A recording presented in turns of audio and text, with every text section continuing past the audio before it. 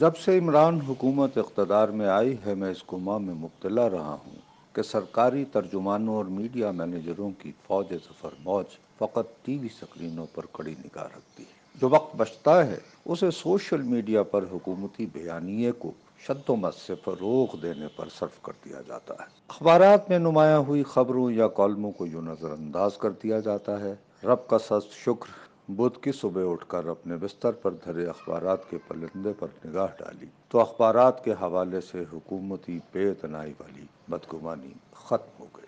نوائے وقت کے علاوہ تقریباً ہر بڑے اخبار کے صفحہ اول پر نگاہ کو اپنی جانب کھینچتی شہ سرخی کے ساتھ لیڈ خبر یہ تھی کہ اپوزیشن اراکین کی بھاری بھرکم تعداد منگل کے روز آئندہ مالی سال کے بجٹ کے حوالے سے گنتی کے دوران قومی اسمبلی میں موجود نہیں تھی۔ فقط نوائے وقت نے صرف حکومتی اور اپوزیشن بینچوں پر موجود تعداد کو بیان کرنے پر اکتفا کیا۔ ایک پنجابی محاورے میں دائی کی نگاہ کا ذکر ہوتا ہے۔ میٹرنٹی ہومز متعارف ہونے سے قبل یہ کردار بچوں کی پیدائش کے حوالے سے بہت اہم سمجھا جاتا تھا۔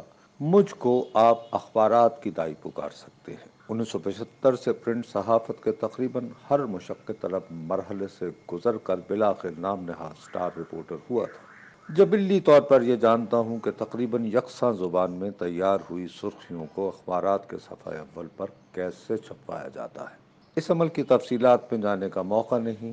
فی الوقت یہ فکر لاحق ہو گئی ہے کہ اس کالم میں عموماً جو جابہ گوئی ہوتی ہے وہ اب حکومتی مہربانوں کی نگاہ میں رہے گی۔ مزید احتیاط ہی میں عافیت ہے، کونے میں دہی کھانے کے دن تمام ہوئے۔ یہ خبر 100% درست ہے کہ منگل کے روز جب اپوزیشن اراکین نے ایک مرحلے پر حکومت کو اپنے نمبر دکھانے کو مجبور کیا تو اپوزیشن بینچوں پر 138 اراکین موجود تھے۔ اپوزیشن جماعتوں کی ایوان میں اجتماعی تعداد 163 ہے، ان میں سے لہٰذا 25 ایوان میں موجود نہیں تھے۔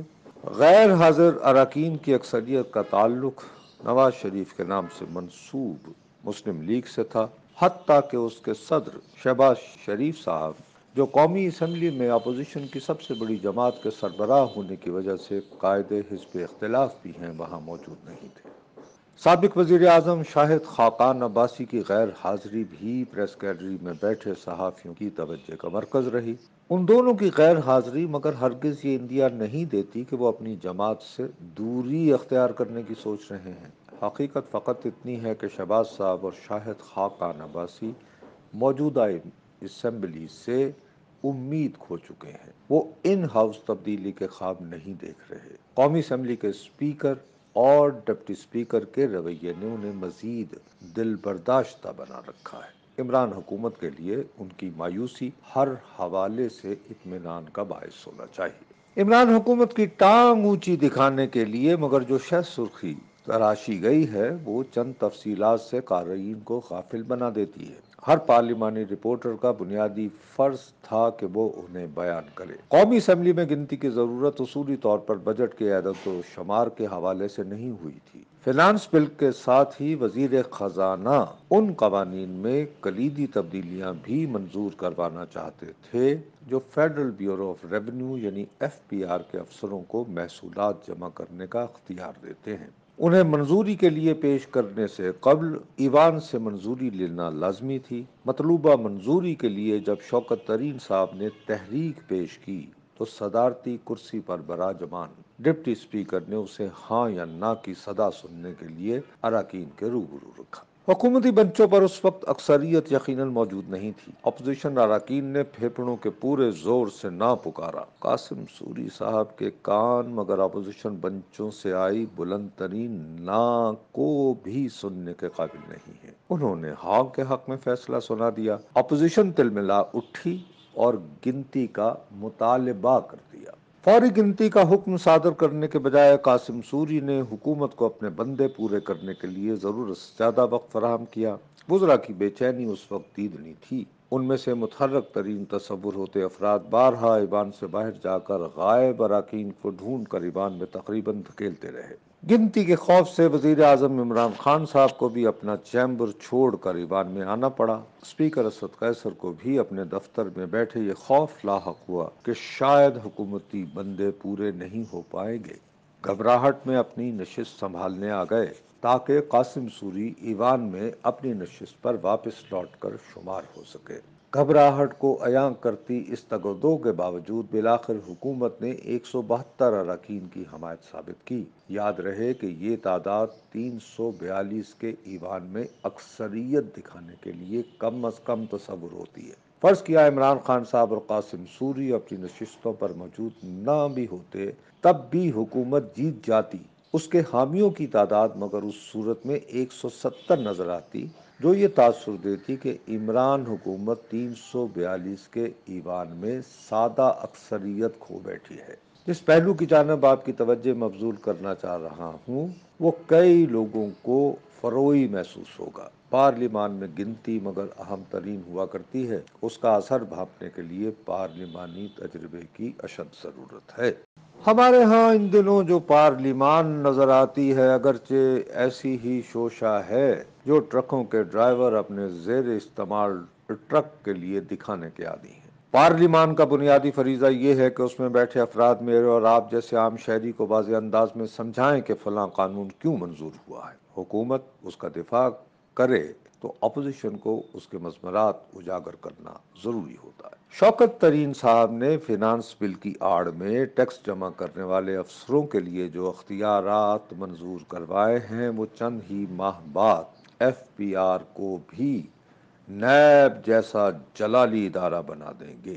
اس کے افسر دانستہ ٹیکس چور شمار ہوتے افراد کو تفصیلات بتائے بغیر گرفتار کر سکیں گے۔ یہ عدالتیں ہی طے کرے گی کہ گرفتاری درست بنیادوں پر ہوئی یا نہیں۔ وزیر خزانہ بارہا اصرار کرتے رہے کہ مذکورہ قانون کی منظوری کا ہرگز یہ مطلب نہیں کہ اس کے منظور ہو جانے کے چند ہی دن بعد وسیع پیمانے پر مبینہ ٹیکس چوروں کی گرفتاریاں شروع ہو جائیں گی۔ وہ یقین دلاتے رہے کہ کسی ٹیکس چور کی گرفتاری کا حکم وہ اپنی سربراہی میں قائم ہوئی 3 رکنی کمیٹی کے مشورے کے بعد ہی جاری کریں گے۔ ان کے تسلی بخش وعدے پر اعتبار کر لیتے ہیں۔ ٹیکس چوروں کا ذکر کرتے ہوئے مگر شوکت ترین صاحب ہی نے 1.5 کروڑ افراد پر مشتمل تعداد کا ذکر بھی کیا۔ ان افراد کے بجلی اور گیس وغیرہ کے بل واضح پیغام دیتے ہیں کہ وہ ہر حوالے سے خوشحال زندگی گزار رہے ہیں۔ ٹیکس کے نام پر قومی خزانے میں لیکن ایک دھیلا بھی جمع نہیں کرواتے۔ ریاست پاکستان کو اگر اپنی خود مختاری برقرار رکھنا ہے، ورلڈ بینک اور آئی ایم ایف جیسے اداروں کے قرض اور امداد کے لیے منت ترلے نہیں کرنے تو مذکورہ تعداد کو ٹیکس نیٹ میں لانا ہوگا۔ بھٹو صاحب کے زمانے میں لاڑکانے چلو ورنہ تھانے چلو والا فقرہ مشہور ہوا تھا۔ ترین صاحب ٹیکس دو ورنہ تھانے چلو والا ماحول بنانے کو تلے بیٹھے ہیں۔ کم آمدنی کے باوجود کئی برسوں سے باقاعدہ ٹیکس گزار ہوتے ہوئے میں خلوص دل سے شوکت ترین صاحب کی اس ضمن میں کامیابی کے لیے دعا گو ہوں۔ میری بدقسمتی مگر یہ ہے کہ ایک صحافی ہوتے ہوئے بخوبی جانتا ہوں کہ انتہائی نیک نیتی سے بنائے قوانین کو ہماری حکومتوں میں بیٹھے در حقیقت کس کی گردن پکڑنے کے لیے استعمال کرتے ہیں۔ حکومتی بینچوں پر بیٹھے اراکین اس پہلو کو ذہن میں رکھتے تو خیال آتا کہ مستقبل میں انہیں اپوزیشن بینچوں پر بھی بیٹھنا پڑ سکتا ہے۔